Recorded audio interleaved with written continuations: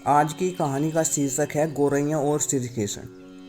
कुरुक्षेत्र के युद्ध क्षेत्र को विशाल सेनाओं के आवागमन की सुविधा के लिए तैयार किया जा रहा था। उन्होंने हाथियों का इस्तेमाल पेड़ों को उखाड़ने और जमीन साफ करने के लिए किया।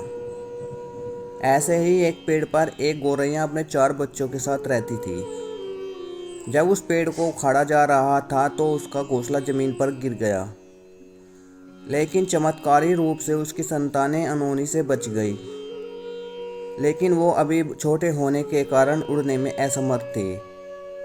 कमजोर और भयभीत गौरैया मदद के लिए इधर उधर देखती रही। तभी उसने कृष्ण को अर्जुन के साथ आते देखा।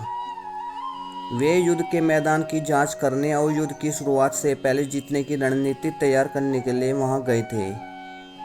उसने कृष्ण के रथ तक पहुंचने के लिए अपने छोटे पंख फड़फड़ाए और किसी प्रकार श्री कृष्ण के पास पहुंची।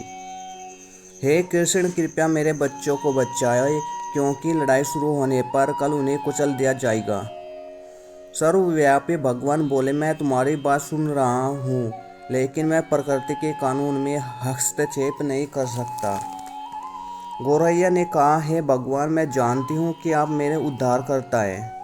मैं अपने बच्चों के भाग्य को आपके हाथों में सौंपती हूँ। अब यह आपके ऊपर है कि आप उन्हें मारते हैं या उन्हें बचाते हैं। काल चक्र पर किसी का बस नहीं है। श्री कृष्ण ने एक साधारण व्यक्ति की तरह उससे बात की, जिसका आशय था कि वहाँ ऐसा कुछ भी नहीं था जिसके बारे में वो कुछ भी कर सकते थे। गौरैया ने विश्वास और श्रद्धा के साथ कहा, प्रभु, आप कैसे और क्या करते हैं वो मैं नहीं जान सकती। आप स्वयं काल के नियाता हैं, यह मुझे पता है। मैं सारी स्थिति एवं परिस्थितियों एवं स्वयं को परिवार सहित आपको समर्पण करती हूँ। भगवान बोले, अपने घोंसले में 3 सप्ताह के लिए भोजन का संग्रह करो। गौरैया और श्री कृष्ण के संवाद से अनभिज्ञ अर्जुन गौरैया को दूर भगाने की कोशिश करते हैं।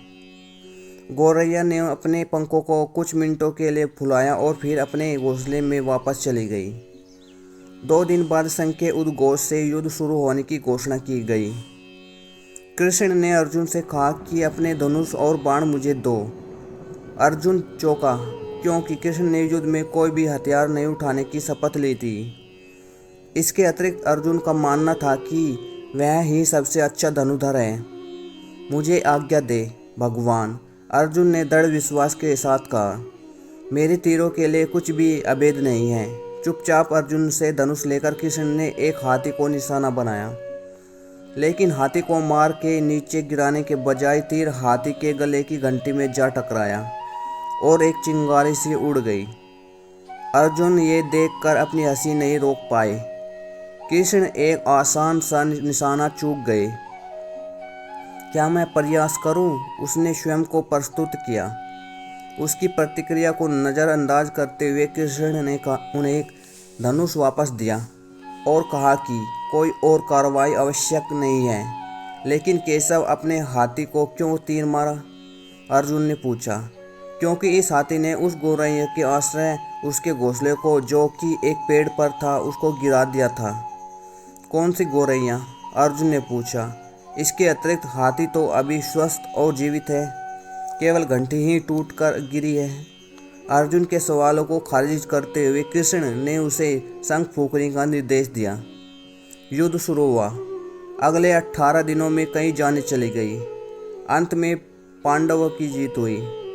एक बार फिर कृष्ण अर्जुन को अपने साथ सुदूर क्षेत्र में भ्रमण करने के लिए ले गए।